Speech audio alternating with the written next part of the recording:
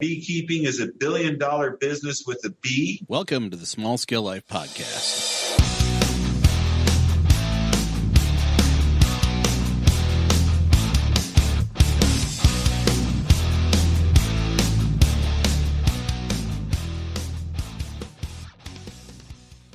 Welcome to the Small Scale Life Podcast. I'm your host, Tom Dahmers. This is Season 2, Episode 19 of the Small Scale Life Podcast, and I have a great one for you today. Many people are looking for ways to ditch the commutes, stress, grind, cube farm life, and endless meetings of the corporate world. We would rather develop intentional, self-sufficient, and sustainable lives. Even though we want to be more self-sufficient, the reality is that we need to have money to pay the bills and squirrel money away for a rainy day. Starting your own small business is one way to escaping the corporate world. I recently had Michael Jordan from a bee-friendly company on Small Scale Life. We discussed various business opportunities with beekeeping. As I learned in this conversation, beekeeping is a $1 billion business if done right. Okay, maybe not $1 billion, but we discussed a lot of ideas to use resources and skills to build a small business and live a sustainable, self-sufficient life. While we're focused on beekeeping, the principles discussed here could be applied to any number of small business ideas. Keep an open mind as you listen. So who is Michael Jordan? Michael is a husband, father, teacher, bee whisperer, and entrepreneur. He's an MVP of beekeeping and award-winning mead maker. To find out more about Michael Jordan and how he got into mead and beekeeping, check out the following Small Scale Life episodes. Michael Jordan's Beekeeping Journey, Small Scale Life Season 2, Episode 16. Michael Jordan's Beekeeping Questions and Answers, Small Scale Life Season 2, Episode 18. I have links in the show notes for you for those two podcasts. I have one more podcast with Michael Jordan left for you, and in that podcast, we're going to focus on his favorite thing in the world, mead. More on that soon. In case you're new to Small Scale Life, we're dedicated to intentional living through learning, doing, and growing. We're focused on gardening, healthy living, and having adventures along the way. Before we begin this episode, let's hear from our friends of the Small Scale Life Podcast. Hey everybody, just wanted to remind you about the Small Scale Life Facebook group. This group will give you a backstage pass and access to other members of the Small Scale Life community. We'll discuss gardening, healthy lifestyle, frugal living, and having adventures along the way. This is also your chance to see what's coming up on Small Scale Life. See some content not shared on the blog and ask questions of future guests. Join Small Scale Life's Facebook group today. All right. Let's begin our conversation about building that $1 billion business with Michael Jordan. Really weigh your options in beekeeping. I mean, I got into beekeeping in 1999 after recovering from a huge car accident, and I was learning to read, write, walk, talk again. Wow. I just retired from the Army Corps of Engineers, where I got my 10 years in. I got out. I was getting ready to do some other things. I got in a car accident. So as I was rehabilitating my life, I read a book about mead making from my grandfather. Had to make mead, made mead during my rehabilitation and won some awards. And the next thing you know, we went from 3 beehives to 2,200. We were in California pollinating almonds. That's a lot of bees. That's crazy. That's a lot of bees. Then we went from 2,000 beehives down to 500. Yeah. And donated a whole bunch to Katrina victims in Louisiana so they could rebuild their bee yards. I mean, after seeing poisoned honey, bad beekeeping habits, and pesticide use, the trouble people have with bad bees, hot bees, Africanized bees, seeing kids overseas that are dipping newspaper in mud puddles and stuff. You know, getting a tax write-off, I got a huge tax write-off for donating the bees. Of course I did. But I didn't have to work them as much, and I could donate my time more to other things. And, you know, right now I try to keep under 500 bees. We have 173. When I get about 250, I start selling them and I move them around and I donate them to Boys and Girl Scouts and stuff like that. Because my thing now is I went from learning about mead making to getting a couple packages of bees, and I lost everything. I did it 3 times. I was reading so much information from everywhere. I was trying micro bees with the wrong frames and the wrong hives, and I was using the wrong system. And then I got a mentor, and I learned this whole system of beekeeping. So then I got into where I was a massive pollinator, where we took 2,000 hives to California to pollinate almond fields, regrouped all my money back, broke even, got out of there by sending the beehives to Louisiana on Katrina, regrouped, took my money, and I went on a tour to learn beekeeping in India, Turkey, Ireland. That's an amazing story, too. Yeah, and got back to the United States and made this program where if you manage bees at different levels to do, like if I want wax production, or, we want to sell pollen, or we want to sell honey, or we do want to be a pollen, if you learn these managerial skills, you can make money, and you can train other people to do this to make money. That beekeeping is $1 billion business with a bee. Mm-hmm. A beehive rents for $150 a month to pollinate a field. So if I have 1,000 beehives, that's $100,000. If I pollinate the almond fields with 1,000 beehives for 3 months, that's $300,000. After that, all I have to do is make sure I got them. I can use half that money to keep the bees alive for next year. Then the other half pays my expenses and for me to live. Do I live big? No, man, I got $75,000, but I'm off October, November, December, and January. Yeah. So 5 months out of the year, I don't work at all because it's winter and the bees don't do shit. Right. But January, I send them right out to the almond field. I dump them out there. I got 1,000 beehives making $100,000 a month. I got February, March, and April. I bring them back. I split them down. I sell some packages. I use some of the packages to make sure my beehives make it next year. And I get a little bit of honey, which is extra money. I get a little pollen. It's a little extra money. I get some propolis. That's a little extra money. I sell some packages of bees. It's a little extra money. I do some classes at my local 4-H building or annex buildings, and I make a little extra money. So I get a little more money on the top. Is it a thing about making money for me? No, because I'm still working at a school, an alternative high school, teaching troubled youth different aspects of business, from raising chickens to limousine companies to, right? I'm trying to get them out in the workforce. Sure. If I wanted to go back to pollinating and be in California and not home, I'd regroup and build my beehives to be a pollinator. I don't want to do that. I want to live here in Wyoming. I want to go and teach beekeeping to people that want to learn on a little superior level. That I'm just not going to get you a backyard beekeeper. I mean, to come to one of my programs, after you talk to Greg Burns and stuff, that yep. I'm on a huge advanced level that I'm skipping some things to try to make you queen more, to split more, so you can have more populations of bees as some of my more programs, and they're more dedicated for kids. A lot of times that, I was down in Tyler, Texas. There's a boys' home down there. Yeah, you got me there. You let me stay. Did I make a lot of money? No, actually, that was a loss for me. But I got to teach them at a boys' home. I got to teach them how to build beehives. Right. Out of wood for wood carpenter skill, and they didn't even have to touch bees. Taught them how to make them so that there was a superior beehive that they could go work for Gannett, or even work for other companies that want to make beehives using rabbit joints, or the way I want to do them with the metal bands on the sides for no rot, no decay, heavy barrier for bouncing around for construction. So teaching these skills to these kids, yeah, I didn't really lose anything, but I didn't make any money either. But I got to go see some things that I wanted to see. I got to teach some people a great skill. I think those are some of the things that you have to think about in your beekeeping. Sure. So that's where my company came from. Is I wanted to be a mead maker.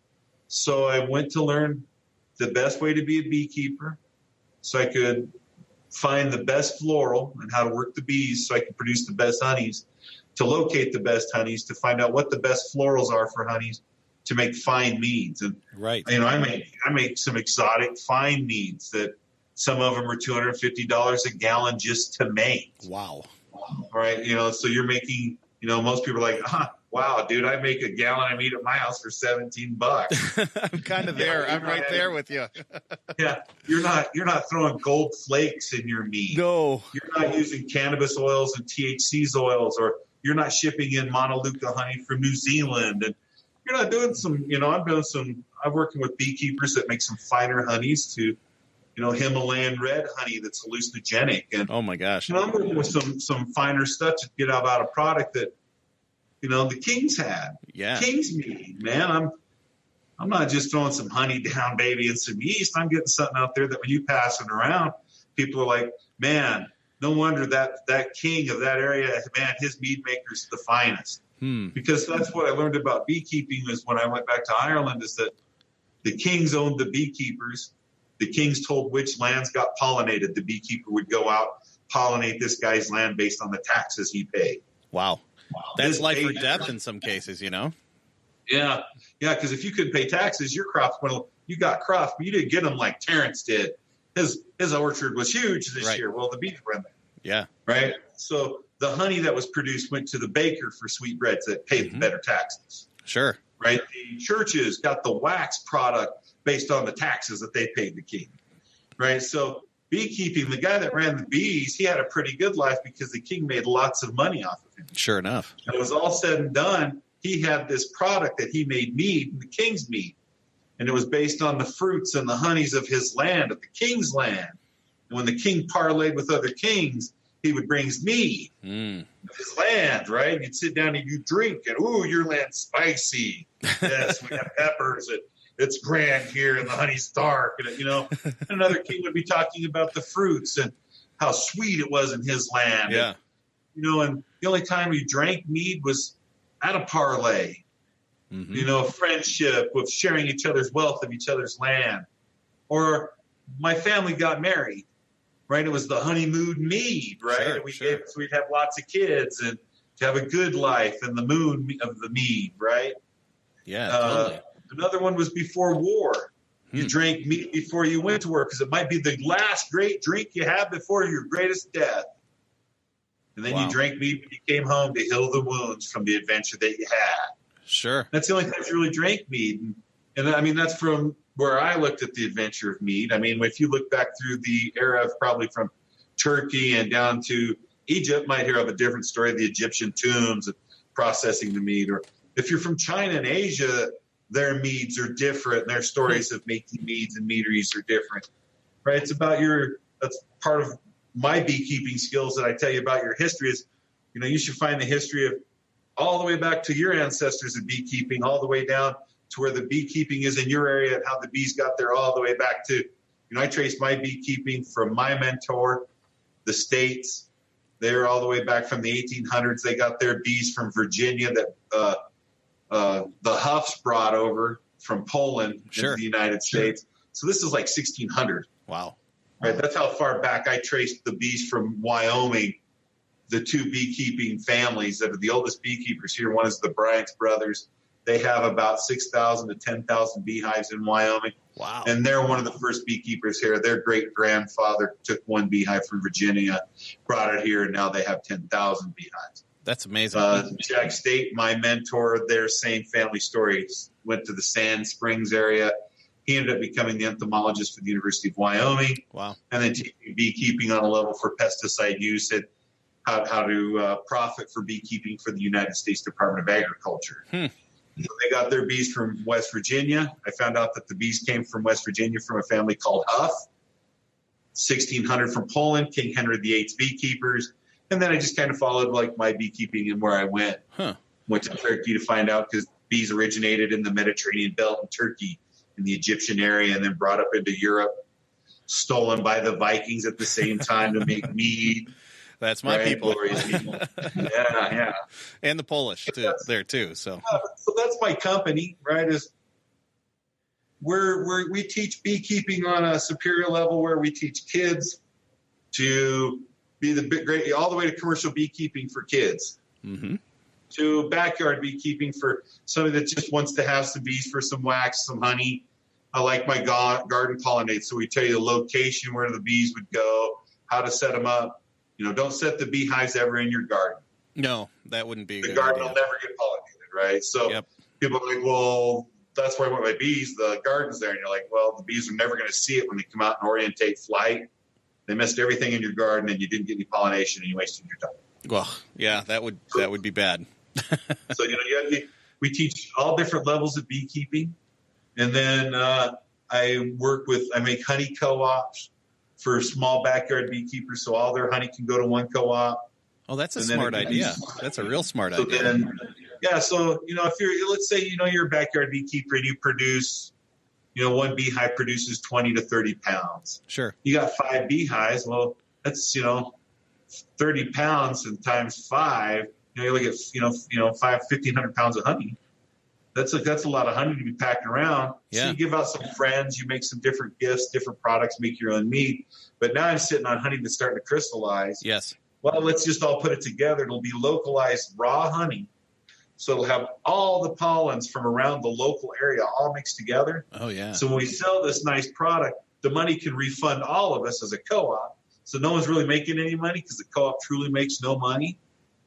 Right? So everybody just gets all of it. So if I put in 10 pounds, whatever we sold it all for, your half is 10 pounds out of the 400 pounds. This is your share. Huh. Thanks for contributing to the co-op. And then sometimes I buy it out of the co-op to make my needs. Sure. Or to fulfill some of the needs I have. I have a granola company. So most of my honey goes to a granola company that I sell to. Okay. You don't own the granola company. You sell to them. Yeah. So I looked outside the barrier. Yeah. People are like, well, I'm going to get honey. I'm going to go to the farmer's market.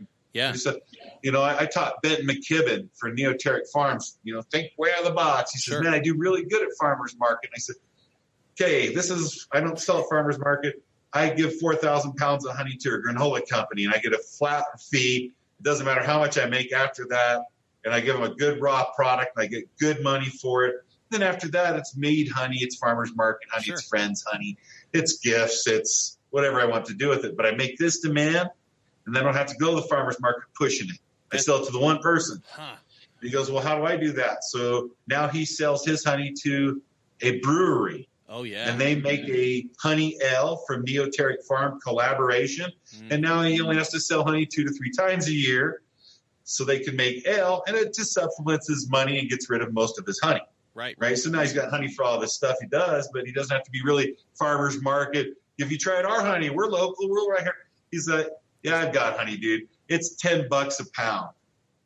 Right. And they're going to go, well, I'm getting honey down the way at 8. He goes, go buy it down there, dude. I've got a premium product and I know it because the brewery down the way is buying it. And if you don't want to pay my price, you can go have a beer at the other price. I have a good product here. And then, he's selling other vegetables and stuff. That's why he went from farmers markets to restaurants. Yeah. Selling his greens and stuff and salad greens to restaurants. That's the out of the box things that I kind of teach the kids at the alternative school. It's you're a good basketball player, but I'm going to tell you, it's like American Idol. Only one of you wins, man. Yeah, that's true. None of you here are going to be a pro basketball player, but I tell you what, you really like basketball. You have all the information, and sometimes the guys that get picked up working in a coliseum become sportscasters. And they become people that are really big because they know the sport so much because I saw him every day at the Denver Broncos Stadium watching football. And What did he do? He was the guy that ran the concession stand on aisle number 7 and knew all the stats because he had the wide open free football field tickets. And all he did was sell hot dogs.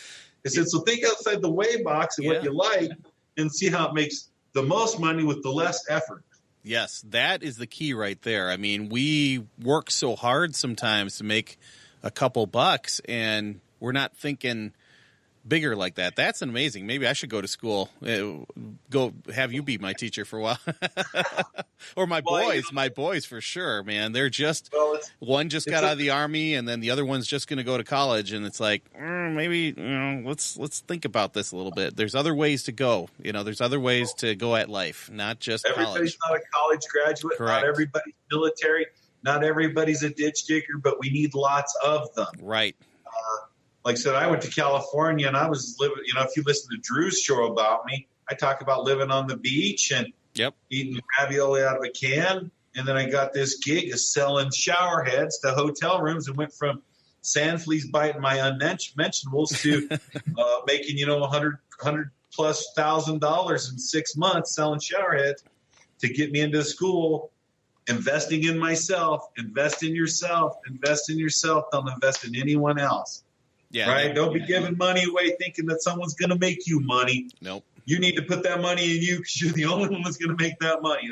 That's going to make that life-changing event. That's going to invent that new light bulb. That's going to change the world. Because if you're investing in somebody else, they'll change the world, and you'll be the guy standing behind going, I wasted my money. Yeah, totally. That story about the book from Drew's podcast with you, I mean, that was really that was like the tipping point for you, it seemed. It was one tipping point anyway, where you found this book and had it translated. Can you tell us about that a little bit? Yeah, so like I said, I'm rehabilitating, and I'm just learning to read, write again. And my grandfather died at the same time as I'm doing this. So as my mom's helping rehabilitate me, she's going through the attics and getting stuff of his to get rid of, and I'm going through it. Found this old ledger, and it was written on potato skin. It's kind of weird looking. Amazing, yeah. And it had Gaelic ruins on it and some Northlandic ruins on it, and it had some pictures on it, and it was written in Gaelic and stuff. So I took it to the University of Wyoming, and I had a friend go through it, and he started doing some translations and stuff through it, and went through it. It was like almost like a kid's story. And it talked about the Vikings, how they came across the land looking to enslave the land, because if they could control the land, they could control the food. Right. How you controlled the food was by pollination, and they brought bees in. And the Vikings were coming in to steal the bees because they made a thing called mead. And then it talked about the sugars from the earth. It talked about all these different things of where the sun, how it makes the nectar, and how it makes this king's mead, and how the Vikings came in to try to steal these hives to make this king's mead. And on our lands of Ireland, the nectar was the best from periwinkle and clover. So it made, so it told this adventure of making king's mead, and I made what it said. And I set water out for 3 months. Wow. Uncovered with cheesecloth on it. I used pollen for yeast, and I made this mead, and it took almost 2 years to make it. Wow. And as I'm making this mead and it's going, I'm looking really into meats. Then I found some quick batch kits, and I found some books, and I really got into mead making. And then I made some really good meads and entered a couple competitions. And then I pulled out my King's mead. After 3 years, I had some beehives. They weren't really working out at the time, but I had these products that were coming out. And I won a France event on my King's mead for natural fermentation. Wow, really? Yeah, I guess there's only like 4 of these natural fermentations for mead in the world. And I have one of them out of this storybook that my grandfather had. That's amazing. From Ireland. So, my family were beekeepers, and it was just kind of like the story of how we kept bees. And at the end, it says the only thing that was left on our island was this delicious drink in the bodies of the dead Vikings that were here. Wow. Because we kicked them out and we took the land. And then, of course, they cast out the snakes and the druids left. So I had this great recipe for mead, won some awards with it, and was working bees, and they just weren't working out. The bees weren't working out. I wasn't getting honey flows. I was trying to find honey to make my meads. And then I found my mentor, Jack States. And then my whole thing changed around, and I learned beekeeping. That's great. And I went from having 10 beehives in my yard to getting a permit for a 40-acre crop to set out 2,285 beehives. And I bought out 2 bee companies out of California, shipped the bees to Wyoming, and started managing them. And for 2 years, we did almond contracting. And the 3rd year after almond contracting, that's about 2006, 2007. Yep. That's when Katrina went through. Mm-hmm. We sold out of all those beehives, got out of that, regained all our money from buying the companies out, made a good profit. And me and my dad, I went on a journey of learning beekeeping from around the world, from all the different types of bees to the different types of beehives to the different types of flowers. And then we came back and wrote this program. And then This program's been picked up by all kinds of people, 4-H groups, United Nations, Sure. Sally Struthers orphanages. Really? Yeah, and it just teaches you the program of the simple scale of beekeeping and how to build mini apiaries as the populations grow to build more products, how to make these products scale on a system of business where this year we do honey. We're growing as a honey company. After 5 years of honey, we're well known, and now we introduce a new product of beeswax. So now we expand, right? So Sure. now we do this. So it shows growth. We show that how you can take your companies and to grow or you fail. Yep.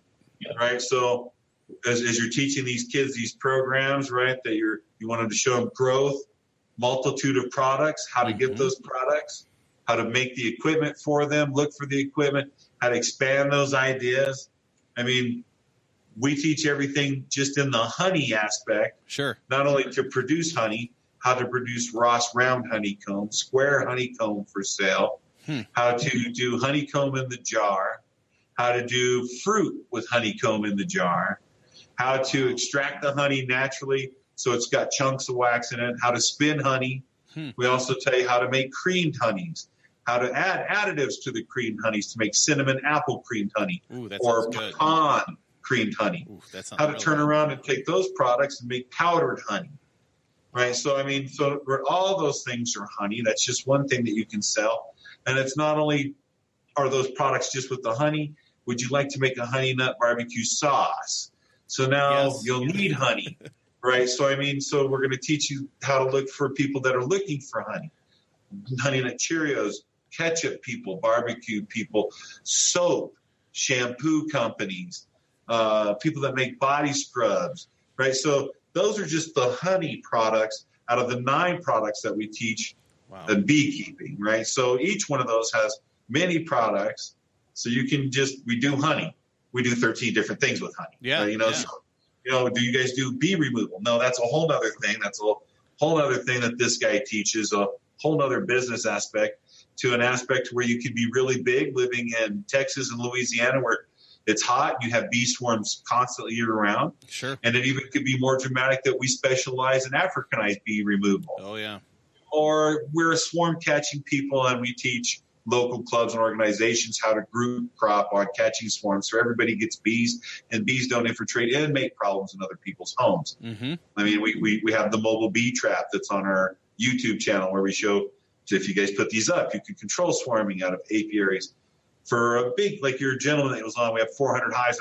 We don't talk about swarm catching, if they swarm when we get them, it's cool other than that. But if you work with a guy that specializes in that, sure, he could put swarm traps around their facility. They wouldn't lose as many bees, and they could work asymbiotically, either selling some of those swarms, repopulating some of his losses, or the guy using them to build his new apiary.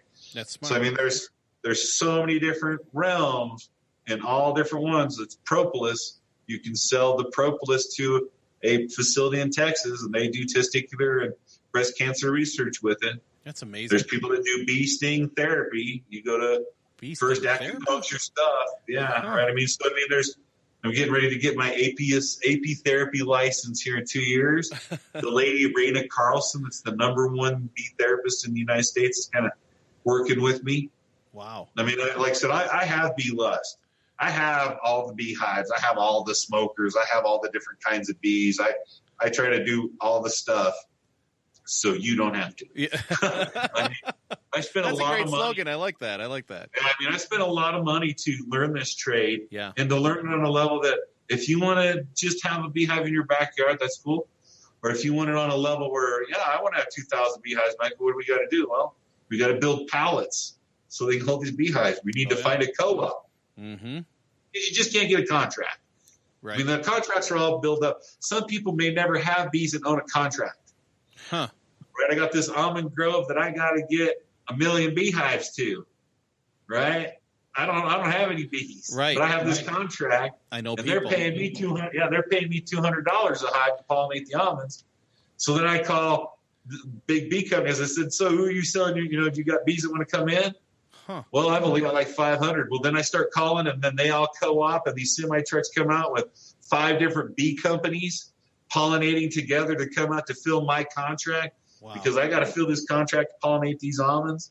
And that's how that all works. That I mean, just, it's a huge business. That's pollination contracts. That just blows my mind, really. Oh yeah, you go from almonds to oranges to apples to cucumbers to melons, back to the clover fields to the berries. Pack them, winterize them, send them back out to the almonds, to the oranges, to the apples, to the cucumbers, to the berries. Don't forget the cranberries up in Wisconsin and Michigan. Yeah, right. I mean, and there's some guys that's all they do is berries. Sure. Right, and that's also specialized berry honey. Right, your blackberry honeys. Right, they're only coming from blackberry nectar, which gives a whole different taste to the honey than orange blossom honey or Montaluca honey or Nativio honey. I mean, so those are all different flavored honeys that I work with, even brokers that sell 45 to 125 different honeys from all around the world that you can try. Holy smokes.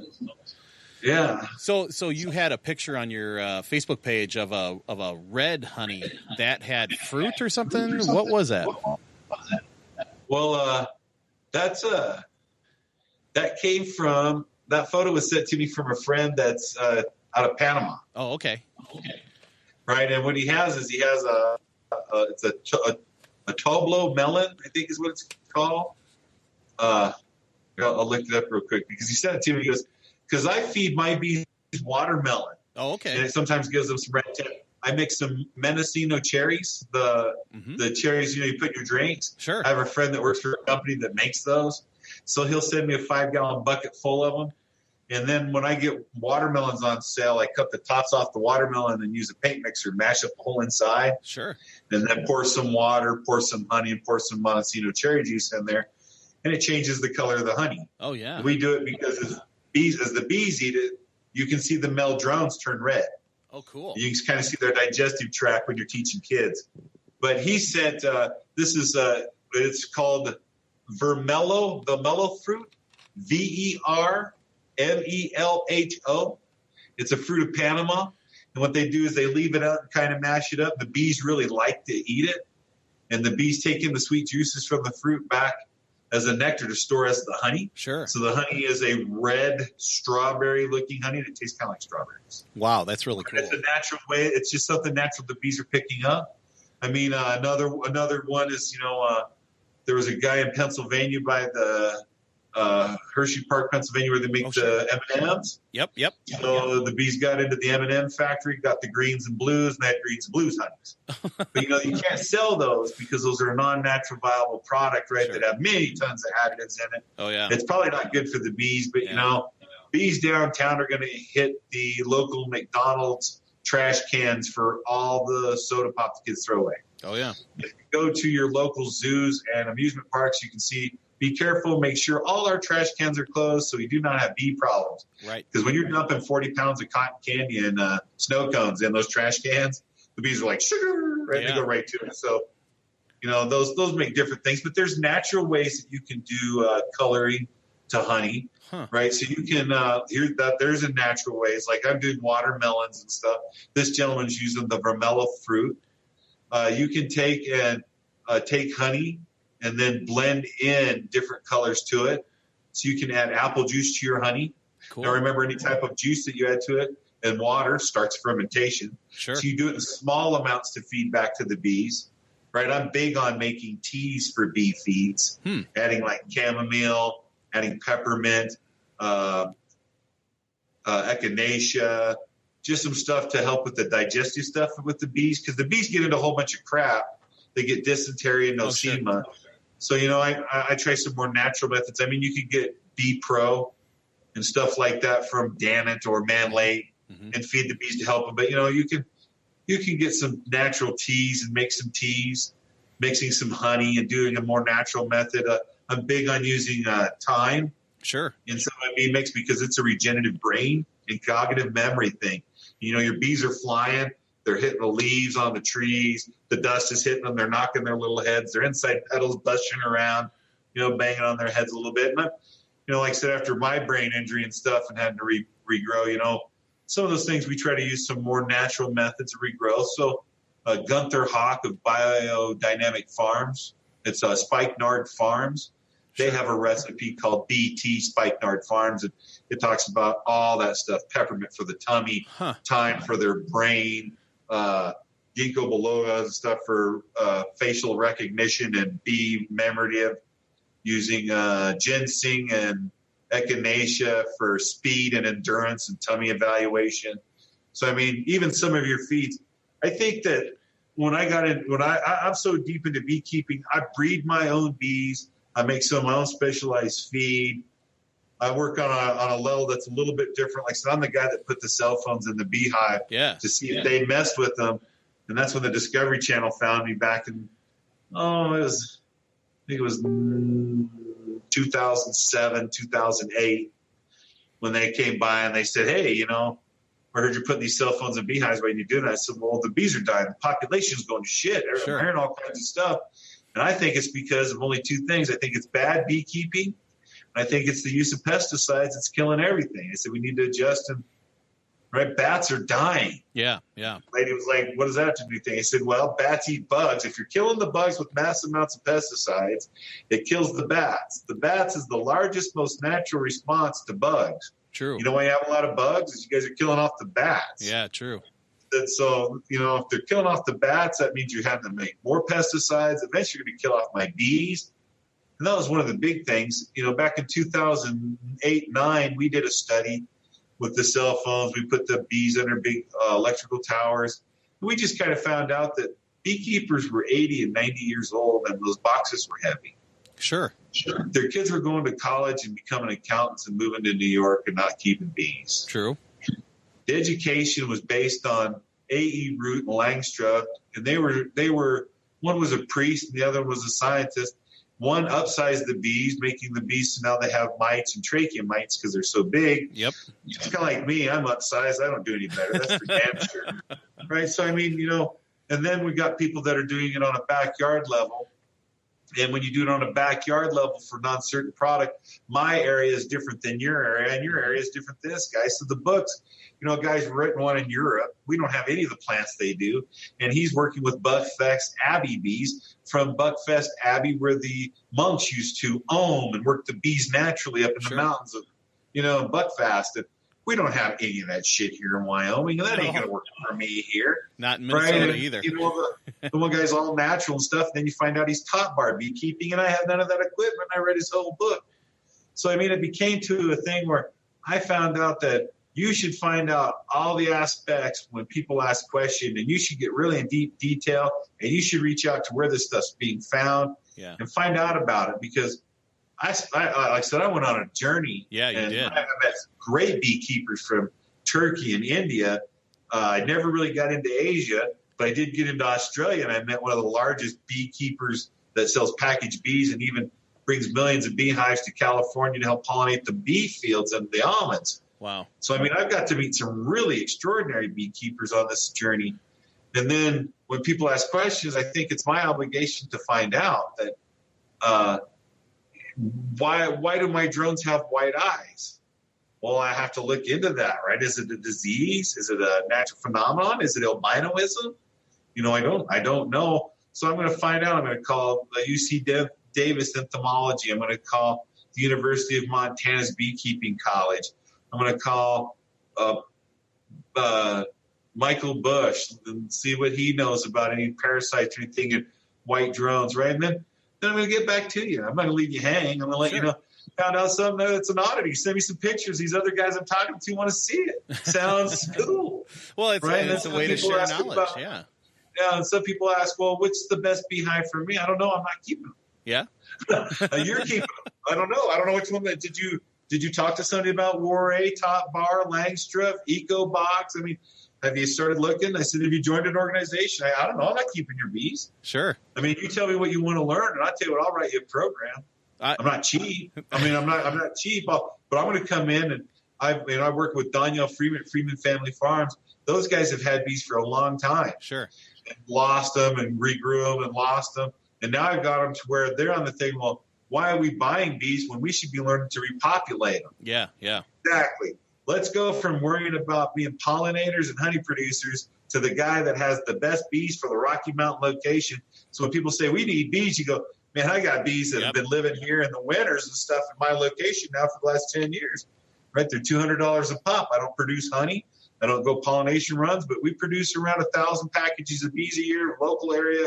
You should get on our list. That'd be for cool. Rocky Mountain hygienic bees. That's right. smart. So his whole thing's changed, and now he's got bees that it's 30 degrees out and they're outside working. What?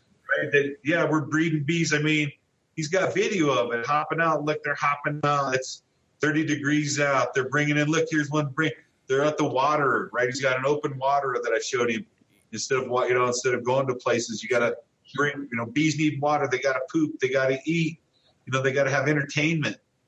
Right. Drones are fat males that do nothing but engorge themselves and breed to death. Huh. I mean, they're just like me. Yeah, right. Just like us. They don't have bees, though. There's two types of biology. There's hive biology, and then there's bee biology. Bee biology is the anatomy of the bee. Hive biology is the biology of interaction of everything that goes in the hive, from the communication of the chirping queen to the cleaning, to the guarding, to the larva feeding, to the wiggle dance that we're showing where nectar is. I mean, there's where are we going to build the comb at? Why is this comb bird comb and why is this comb flat comb?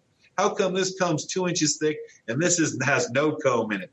How come the comb's hovering over my board and not attached to my foundation? The bees are like making this cloud hovering comb, and I can't get it out of my hive. And I mean, there's so much that goes with it that, you're not going to read a book and you're not going to go to a bee club meeting and take care of bees and get on the right track in a matter of minutes. Most people, and when I say most, it's over 50%, lose their bees the first time. Yep. It's over 50%. You're going to lose your bees. So everything I'm telling you, the investment of $500 for a beehive, you're going to lose that $500 investment the first time. The second time, it's not going to be near as much. It's basically going to be buying the package of bees. Right. And it's going to be, I'm going to tell you about buying package bees right now. You always buy a package with an extra queen. And it doesn't matter what kind of package you buy. You should buy a package bee and you should find the queens that you want that are already bred.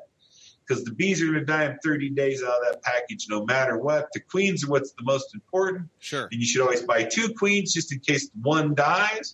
Or if you're smart like me and you went ahead and split that package into 2 nooks and went from 1 package to 2 for the price of 1. Oh, that's smart. Right? So I'm just going to give you some advice.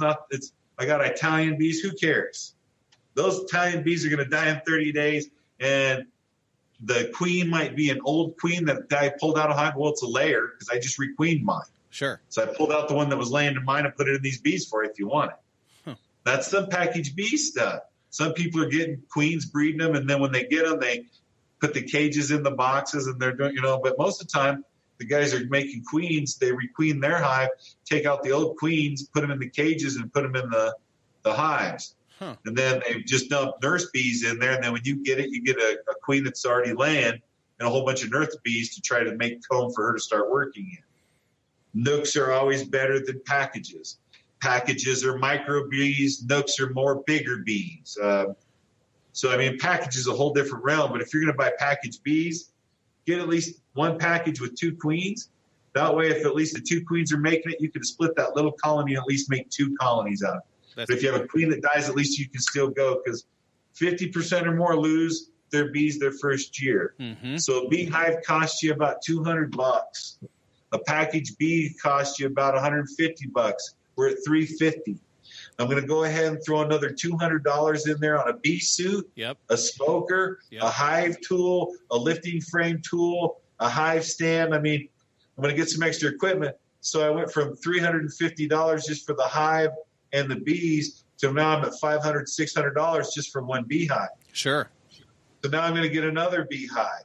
We already know it's going to be $350 for that hive.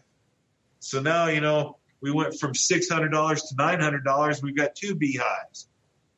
We're at $1,200 and we've got 3 beehives. Right. And we still haven't went to a mentor. We haven't got a book. We haven't been to an educational course. So I've got 3 beehives. usually I have about $2,200 to $2,700 invested in 3 beehives. Wow. And that's usually with enough supers on them to breed bees and to make at least 30 pounds of honey from each hive. So five hives at 30 pounds, I'm looking about 150 pounds of honey. A 5-gallon bucket, 60 pounds of honey. So I'm looking at about 2 5-gallon pails and maybe a gallon to a gallon and a half pail. Wow. Of honey production. And that's off my investment. So sure. One beehive investment, $600, the whole thing ready to go. And if I make 30 pounds of honey at $10 a pound, that's $300. So I can possibly repay that $600 investment within a year. Right? And I usually make that off the second year because I try to make my bees grow. Right. So next year I can produce honey, because if I steal the honey from them right away, I might have to make more of an investment to pay for feed. Right. So I can feed those bees in times of dearth. Yeah. Yep. Right. Dearth is something that we call, as a beekeeper, times of no nectar flow. Oh, okay. That's right. And that might be times of the year, times of the day, seasonal. Might have dearth one whole year because we might have a flood. I don't, I might have to feed my bees the whole year because everything was wiped out. I don't know. So, that's the investment. So I try to get 3 beehives for $2,000, and I try to get each one to produce 30 pounds in 2 years, and then 30 pounds after that. Because if the bees are there, I don't have to make an investment after that. Sure. So if I have each beehive producing roughly 300 pounds or $300 in honey, that's 369. That's $1,000. So I make half the money back my second year. I make the full money back my third year. And in my fourth year, I'm going into what we call the profit margin, where now I made $1,000 on something that I'm just managing. It's just my time now. Right. So the fifth year, I make my $1,000, so I'm $2,000 ahead, and I'm managing it. My sixth year, I go ahead and I sell everything I have, get a big win, and I say everything was sold for a loss, collecting my taxes all back for 6 years of income because the business was closed. And I make a big profit, right? I built this honey company and I sold the honey company. And we all know that the company makes at least $1,000 a year on these 3 beehives that you can have in your backyard. And then I do the whole system all over again. Wow. Right? So I make my money all the way back, get it to a point where it's maxed out, requeen the beehive, and sell that whole system for $5,000. 3 beehives, $5,000, all ready to go. They're going to be producing you $1,000 worth of honey every year. In 5 years, you're going to recoup all your money. Your 6 years will be your profit margin according to your tax books, and you'll be good. Right? I mean, that shows that way you can, because even on small scale of 3 beehives, I don't think people understand that, in Texas, those guys are getting agricultural write-offs. Yeah. Stuff for land use because of agricultural business. Sure. So this is $1 billion business on bees, even on a small scale entity. I never thought about it like that. I'm learning something new. I make $1,000 with honey, but I also sell a packaged bee. So if I have 3 beehives, each one of those makes a packaged bee every year because that's how bees reproduce. So if I'm a good beekeeper, they're going to want to swarm or make enough to populate a new hive. Sure. So I sell that hive. So I sell those nukes for $150, right, or $200. Yeah. So I can make $600 in the beginning of the year just selling those bees. That's $600 off the top, and still make my $1,000 on my honey sale, and still probably can sell some pollen. Sure. Right. I can put a pollen collector on there, sell some pollen on the side. Wow. Right. It just depends on what level and what you want to take it on. Yeah. But basic beekeepers looking at about $2,000 for 3 beehives. Be prepared to replace those over a 2-year time period. And then you're going to be working them every 9 to 11 days. Get on a good system. Find out, weigh your beehives. Weigh them? Weigh them. Oh, okay. Yeah. So one of the techniques I've learned is that you get your beehive all ready to go and you're going to put your bees in, weigh it. Okay. It weighs around 27 to 40 pounds. That's an average single deep box. Okay. Regular, right? That's a regular box, but you should get the general weight. Now, remember, when you're getting a package bees, they're telling you, oh, you're getting 3 pounds of bees.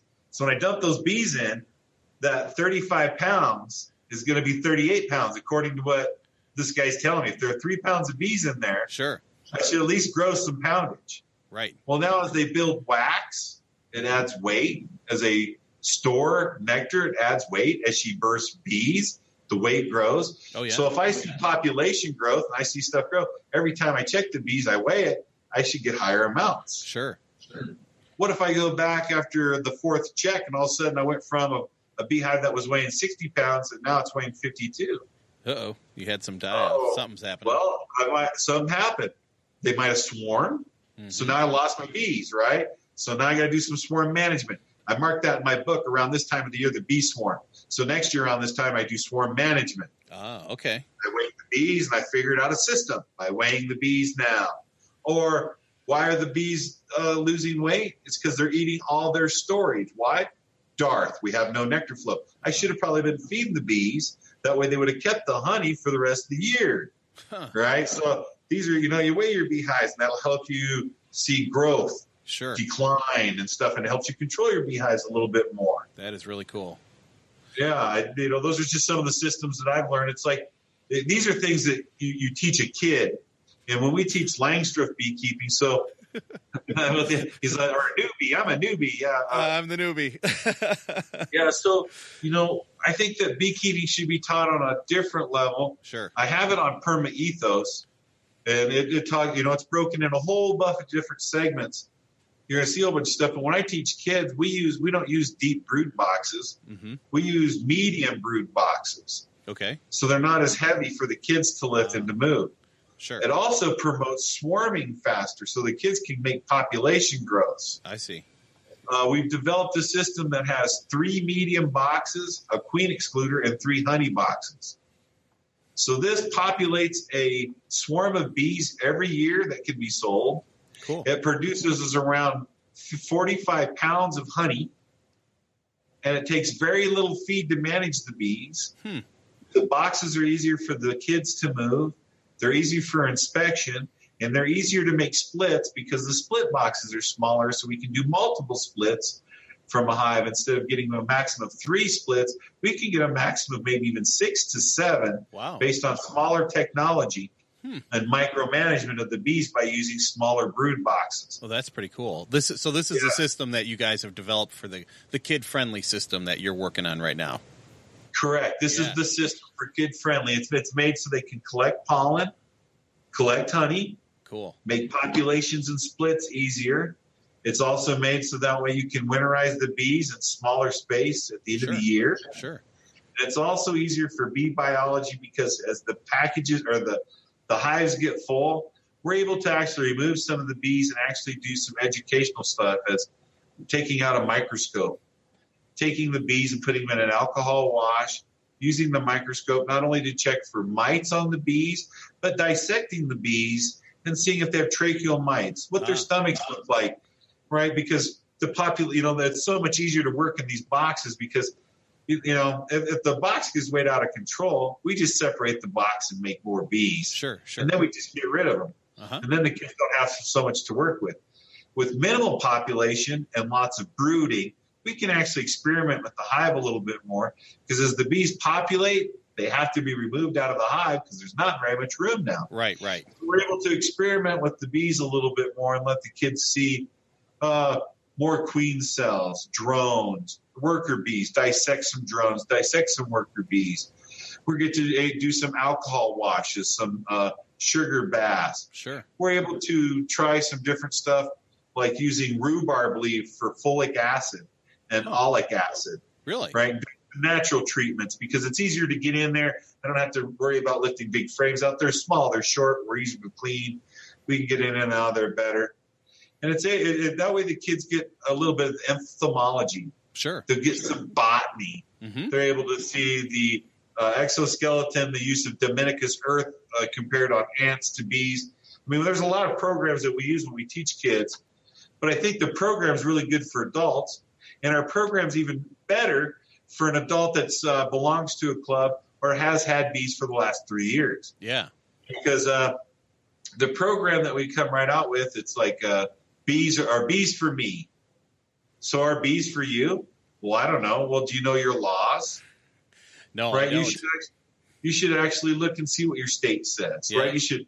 And our program is not my book; it's your book.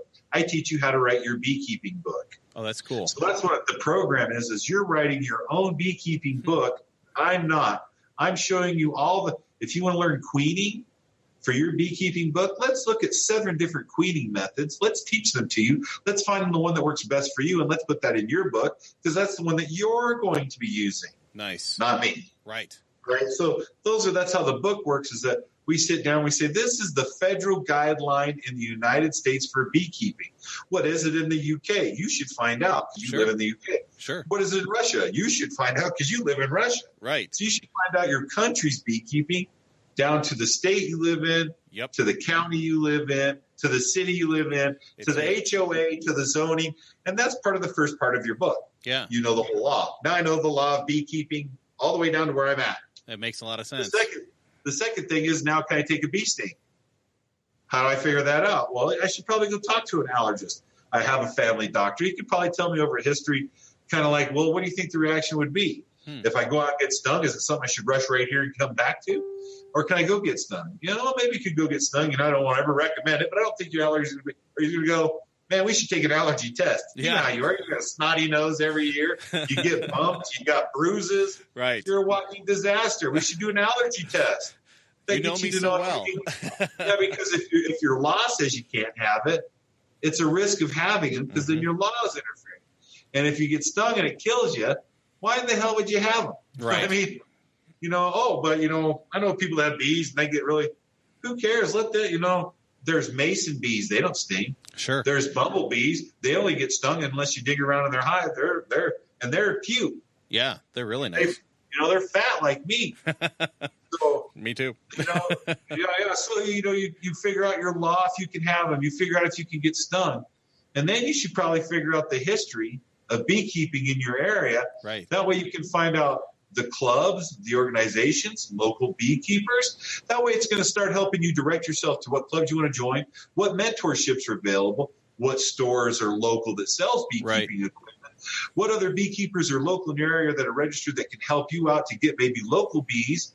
And this is all based on the history because everybody's learning from Walton, from Virginia, because we belong to the Virginia Association, and he's been keeping bees for 80 years, and his system works the best. How did you know?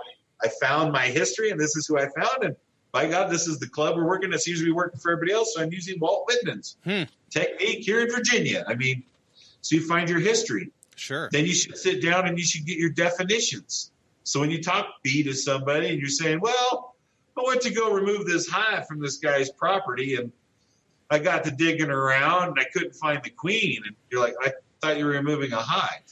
Well, yeah, I got in there and there's all these bees in this wall. Oh, I thought you were strapping and putting screen over a hive because you were picking it up and moving it from one location to another. That is called removing a hive. Yes. You were removing a colony of bees out of a wall. Yeah. I had no idea you were talking about because you were an imbecile. But I mean, you should learn some of the definitions. So when you're talking bees and they say, well, we're going to do an American foul brood treatment, you at least know what that is when you're at the club. What's that, man? What's the treatment? Are we treating? Well, this is about the time of year that we treat for varroa mites. Some of us are using oleic acid. We're doing vaporization. Some of us are using terramycin and epistrin strips, which is a chemical base. So now you know what they're talking about. So you don't stand there going, well, do I want to use terramycin or epistin, or am I using a natural rhubarb medication?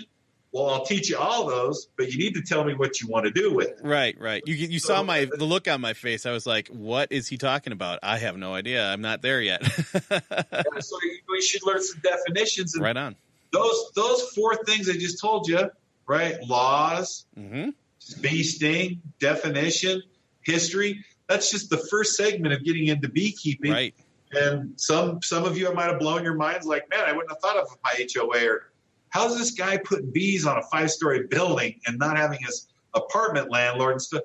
That's the covert beekeeping. And, he's not telling anybody. He's out there in a hibachi grill on his deck.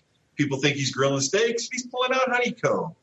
Right? I mean, so do you want to break the law? Do you want to know some other stuff? You want to put your bees in a storage shed where your HO manager never knows that you have them and everybody's gardens are lush and fully pollinated? Or do you want to obey the law? I mean, there's all kinds of spectrums. I'm not saying to break the law. No, but I am one of those minarchists that says that, if I want to have bees and I'm making them flight patterns where no one's going to get them, I've got my bees in a location that's high in the air, so there's no foot traffic. Mm-hmm. I've got my bees where I'm doing swarm control, and I belong to a mentorship where if I have any bees, I get rid of them immediately, so my populations aren't. How's anybody really ever going to know? Right. I know people that have bees in their backyard, and as soon as they go to move, they're loading up bees, and the guy's in a bee suit, and the neighbor goes, "What the hell's that?" He goes, "Oh, our bees." You have bees? Yeah, we've had bees here for the last 9 years, man. You never know because they're in the back behind those trellises where the grapes grow, and nobody ever sees them. Right. They don't ever really bother anybody, and no one really cares because they're not an eyesore. So, right. That's why you should learn different aspects of beekeeping. And when I talk about storage shed beekeeping, it's not just putting bees in a storage shed. It's called Slovak beekeeping, and they have big semi-truck trailers with the beehives inside and the little doors on the outside. The bees, they just pull the truck up, open up the doors, and the bees fly out. Wow. They go inside and they open up the bees from the back like doors, and they work the bees like drawers. Huh. So there is a system. That's really cool. That storage thing that I'm telling you about, it's not something I've come up with. It's a system that I found that we can do covert beekeeping at your place and guerrilla warfare stuff at your house based on a technology from Slovenia, right? That I've learned. Sure. So, I mean, it's not that I'm feeding you a lot of crap. It's techniques that you can modify and change and use for the betterment of beekeeping and people around the world. Definitely. That's what I try to get to the kids. That's, like I said, I went from mead making to learning about, being a big pollinating contractor to donating my hives to learning about every type of beekeeping there is to where I am now, where I'm getting back to the meeting. I've got this program that, all you do is ask questions. I'm more than willing to answer questions, help anybody out. Super easy. Want to super help everybody out. That's my job. Or I'm an asshole, right? I'm an asshole for a long time collecting money from people. Now my job's to be, the father of the fatherless, the defender of the widow, right? The inspiration for men to want to be men. That's what we need to. That's where we need to be right now. Yep. So sometimes I talk a little bit broad span, and I might cuss, and I might say things that are a little outlandish, but I'm thinking on a level universally and not in my backyard anymore. Sure. I take care of my own. I'm well suited in my city. In fact, I work with the mayor. I work with the university for my state TP beekeeping. Oh, yeah. I'm working with other people in other states now.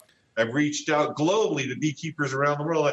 Right? I think, no matter what your field is, you start here, but you should always be working for global help.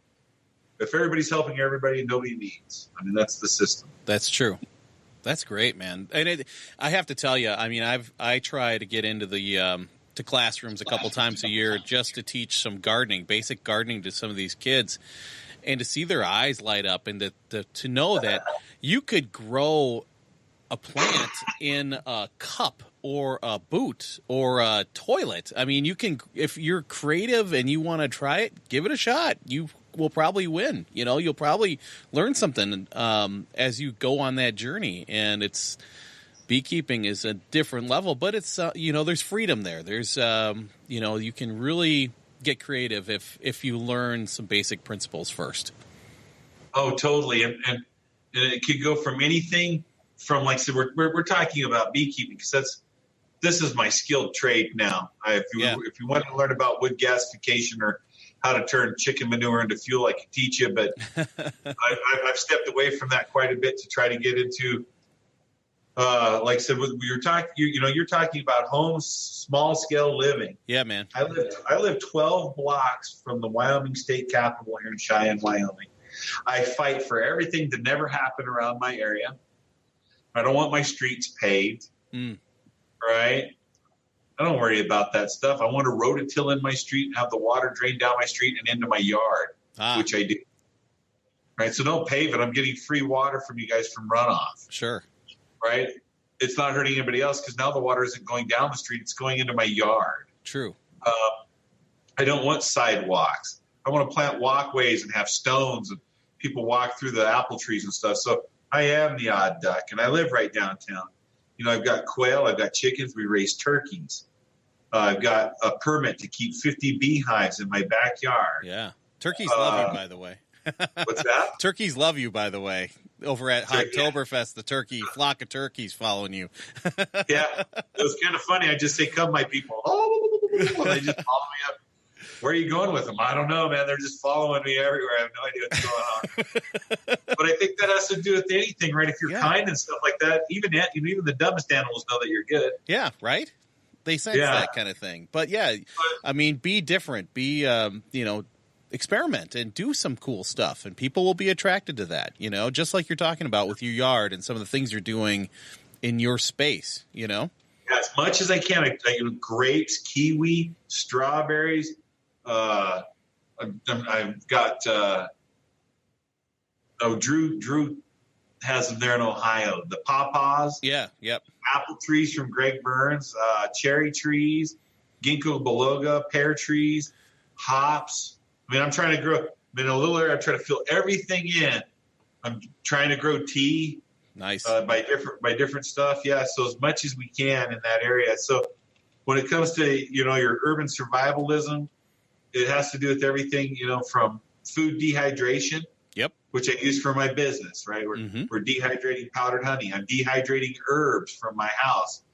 I'm dehydrating all that stuff so I can add them to my meads. Oh, yeah. Right? So all those are function stacking. I'm not only dehydrating the herbs for storage for cooking, I'm dehydrating to help with my mead processing. I'm dehydrating them down to make tinctures and teas to feed my bees. Sure. And yourself. Yeah, I mean, you try to use every space and try to use everything to its most maximum capability that you can. Yeah. And I think that's where I've changed now, is that now that I've kind of got my beekeeping down and I can help a lot of people get into beekeeping and to see a vast variety, the object now is to make a sustainable household to where people can come and take that back with them. Yeah. That we're hoping that in 2020, the meadery will be on full scale, and in 225, it'll be under the revamp where it'll have a glass roof on it and the bees where you can walk around the bees and stuff on it. And then we're hoping by 10 years after that, as our long-term goal is, we're going to be branching out in Colorado. Cool. And growing bigger with our cannabis meads that we've been coming up with for medication we'll use. Not a doctor, but we've been doing some clinical trial in Colorado with PTSD. Sure. People with Parkinson's disease seems to be really well. So we're looking to expand into, medical for the meadery. We're going to take the beekeeping into another further that we're looking to bring into where you can come in and take our year beekeeping course. We feed you, right? You stay, you take classroom education. You're going to learn how to work the bees through a season. We'll do 4 seasons. So over a 4-year time period, you'll be the whole season. Wow. We'll get you a journeyman license. We'll get you a mentor license and then a master beekeeping license. That's really cool. And we'll base it directly off the Montana State Beekeeping Board. So you can get your university license if you want one. Wow. Right, based on our techniques here at Bee Friendly Company. So we're using this meadery to educate, to use for co-op for spinning honey for other beekeepers if they don't have spinners. Cool. To ship and travel different types of honey around the world, to shipping different types of meads, and then using all the farm products to show that this area, this is what you use to feed the bees for botanics and some urban gardening. So we're trying to grow on a whole different level of taking everything that we've learned over time, putting in one segment that will teach you everything there is to feed yourself and to pollinate it and make products that you can not only use for home, but if you want to sell them, it can help you supplement your income. And you can use it to teach others to do the same skill, to save money at their house, to feed themselves, to make a home product. I mean, I venture on so much stuff. I get paid to take grain from a brewery. I use that grain, I package it in mason jars, and I boil it in a pressure cooker, and I sell it as mushroom starters. Really? So I get paid to take the grain. And then I turn that grain into a sellable mushroom starter. Or I turn around and package it in 5-gallon buckets and sell it as chicken and horse feed.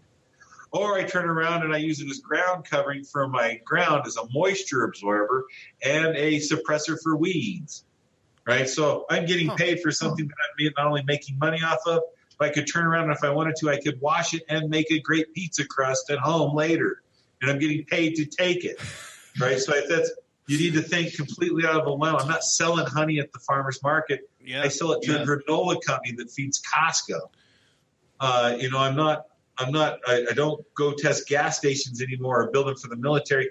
I test the C-130 airplane wings to make sure that they don't leak fuel now. I do one job a year, right? The object is to do the job that you love, do it minimal so you can enjoy as much life as you want. Yes. All the stuff. I don't care about I don't have a television at my house. I'm not. In fact, I'm using the public school. Yes. Right, because it's public, it's free access. Right. They use the library. That's my computer. Right. I don't have a home computer. We don't. Yeah, you said that. My family are minimalists. Yeah, my kids sell chicken eggs. They sell quail eggs. They do. We go down to my ranch up in Glendale, Wyoming, and they cut sage and they make smudge sticks. Wow. They sell smudge sticks to when the tourists come through. They pump out honey to teachers, parents. I mean, they're not. I don't want them at home with fidget spinners. No. Right. I want my son out there wild crafting, picking wild onions, picking watercress, picking some dandelion, picking some clover, pouring our natural honey over it, and saying, "This is a badass salad, Dad." Right. And then that was just all picked out, where he spent his day out looking at frogs and bark off the trees and seeing the deer as he's foraging and learning about. It's better to be out here than it is to be downtown. And I'm not saying downtown's bad. Nope. I'm just saying my life skill and my life set that I want to teach my kids is that if you make enough money to have someone to pay to change your tire, do it because you probably don't have time to change that tire because you're out making money. Right. That's the difference. Me, I got enough time to change my tire because I'm broke. So, those are some things to think about on that level. All right. As you heard in this episode, there are a lot of ways to use our resources and skills to develop a small business. It takes some out-of-the-box thinking sometimes. A great example from this episode is Michael's use of spent grain from a brewery, and he used it in a number of different ways. The best part of this example was the brewery paid Michael to take the grain in the first place. Everything else he came up with for that spent grain is gravy. It all comes back to being more creative with our time, skills, and resources. We're all good at something. How are you going to use those three things, your time, your skills, and resources to achieve your dreams and live an intentional, sustainable, and self-sufficient small-scale life? Think about it. I know I am. Once you get that idea in mind, write it down. Picture where you want to be, what you want to be. Then start to work backwards. How can you achieve that dream and how long will it take you? How realistic is it? Write this all down. It will become your manifesto. Then start focusing and working on those items. Speaking of focusing and working on items, we're going into production mode here at Small Scale Life. So expect some more great interviews, articles, videos, and podcasts coming your way in the future. If you want to be on Small Scale Life podcast, send me a message on the new Contact Us form on smallscalelife.com or send me an email at realsmallscalelife@gmail.com. Thank you for tuning in to the Small Scale Life podcast. This is Tom signing off. Remember, learn, do, and grow as you develop an intentional, sustainable, small-scale life. See you next time.